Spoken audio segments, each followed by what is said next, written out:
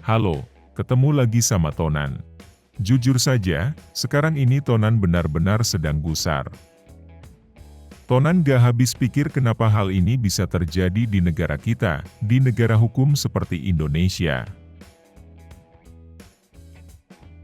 Tonan sedang bicara soal mobilisasi para kepala desa dan perangkat desa buat mendukung pasangan Prabowo Gibran. Hari Minggu kemarin, mereka dikumpulkan di Kompleks Gelora Bung Karno dan bertemu dengan Gibran. Ini acara besar-besaran, jumlah pesertanya diperkirakan sampai 15.000 orang. Dalam acara deklarasi itu, tak sedikit di antara para kades dan perangkat desa yang pakai seragam kemeja putih dengan lambang angka 2 di dada, merujuk pada nomor urut Capres-Cawapres Prabowo Gibran.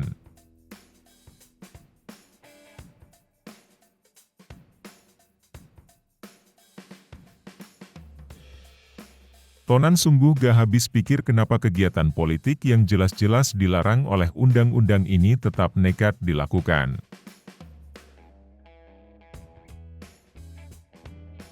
Dan, ini dilakukannya secara terang-terangan pula.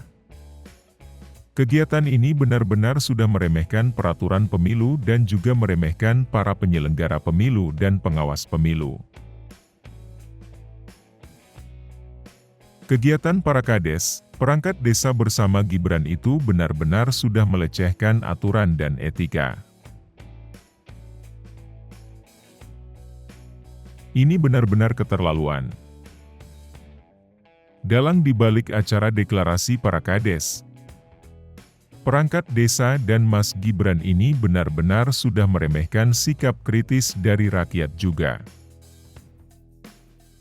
Apakah mereka pikir rakyat bodoh-bodoh, gak peduli sama politik dan mudah dikelabui?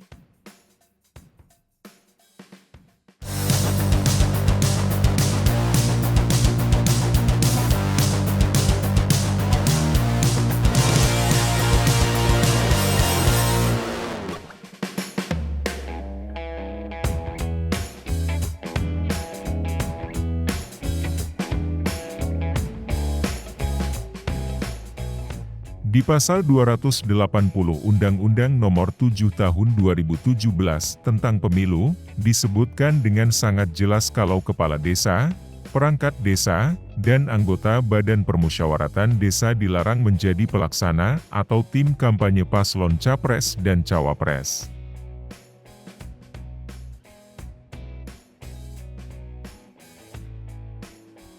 Pelanggaran atas pasal ini bakal berakibat hukuman pidana maksimum 1 tahun penjara dan denda 12 juta.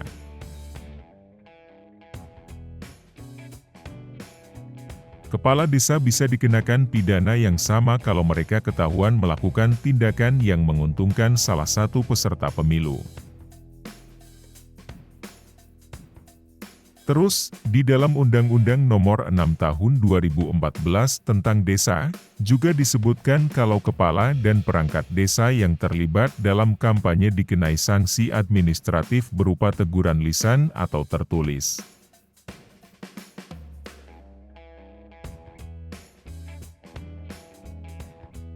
Aturan ini ada di pasal 29, 30 serta 51 dan 52 Undang-Undang Desa. Jika sanksi administratif tersebut tidak dilaksanakan, mereka bisa diberhentikan sementara dan bisa juga dilanjutkan dengan pemberhentian tetap.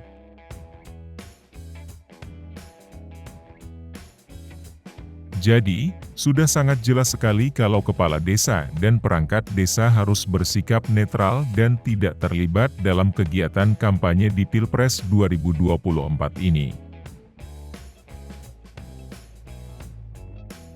Tapi ini, sekarang mereka malah secara terang-terangan bikin acara mobilisasi kepala desa dan perangkat desa secara besar-besaran, sampai melibatkan 15.000 peserta, dan diliput sama wartawan juga.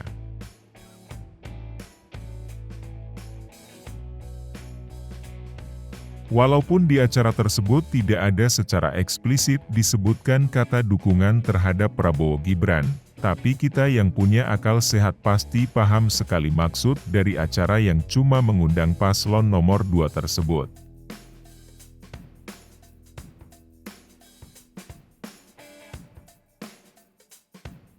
Tonan paham, setelah kejadian pembegalan Mahkamah Konstitusi menjadi Mahkamah Keluarga, kita paham strategi menghalalkan segala cara yang dilakukan keluarga Pak Jokowi.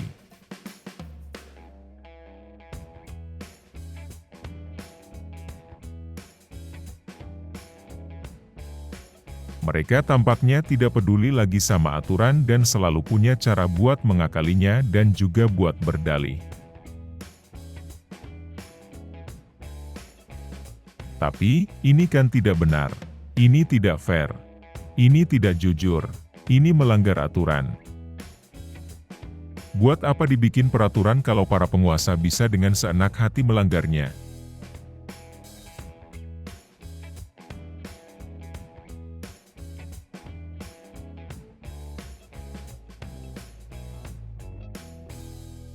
Inilah yang dinamakan sebagai hukum tajam ke bawah tapi tumpul ke atas. Hukum tidak berlaku buat para penguasa. Kalau cara mainnya seperti ini, Indonesia sudah benar-benar kembali ke era hukum rimba. Si kuat bisa berbuat sesuka hati menerkam si lemah. Tonan rasa, bukan itu Indonesia yang dicita-citakan oleh kita semua. Bukan itu Indonesia yang dicita-citakan oleh para bapak pendiri bangsa seperti Bung Karno, Bung Hatta dan sebagainya. Jadi, apakah sekarang kalian paham kenapa Tonan menjadi gusar, menjadi sangat-sangat gusar? Tonan sangat sedih kenapa Pak Jokowi yang sangat Tonan hormati bisa membiarkan hal seperti ini terjadi dan dilakukan oleh para pendukung anaknya. Kenapa Pak Jokowi membiarkan pelanggaran hukum pemilu yang begitu terang-terangan dan dilakukan oleh para pendukung anaknya? Tonan benar-benar gusar sama apa yang sedang terjadi. Ini benar-benar harus dilawan dengan tidak memilih Prabowo Gibran. Cuma itu cara rakyat melawan dan bersuara. Oke, itu saja sharing kegusaran hati Tonan hari ini.